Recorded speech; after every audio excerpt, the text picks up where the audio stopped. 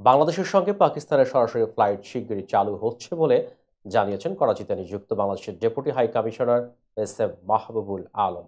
এর ফলে দুই দেশের মধ্যে ব্যবসায়িক সম্পর্ক জোরদার হবে বলে জানিয়েছেন তিনি। শুক্রবার এক প্রতিবেদনে এই তথ্য জানিয়েছে পাকিস্তানি সংবাদ মাধ্যম এক্সপ্রেস ট্রিবিউন। করাচিতে নিযুক্ত বাংলাদেশের deputy high commissioner S M Mahbubul Alam জানিয়েছেন, পাকিস্তান ও বাংলাদেশের মধ্যে সরাসরি ফ্লাইট শিগগিরই চালু হবে, যা উভয় দেশের ব্যবসায়িক সম্প্রদায়ের মধ্যকার সম্পর্ককে উল্লেখযোগ্যভাবে শক্তিশালী করবে। তিনি আরও জানিয়েছেন, Hyderabad chamber of small traders and small ইন্ডাস্ট্রির সহযোগিতায় হায়দ্রাবাদের দুই দেশের আমদানিকারক ও রপ্তানিকারকদের জন্য একটি প্রদর্শনীরও আয়োজন করা হবে। এছাড়া মাহবুবুল আলম ২০২৫ সালের জানুয়ারিতে ঢাকা অনুষ্ঠিতব্য বার্ষিক বাণিজ্য প্রদর্শনীতে অংশগ্রহণের জন্য পাকিস্তানের ব্যবসায়ী সম্প্রদায়কেও আমন্ত্রণ জানিয়েছেন।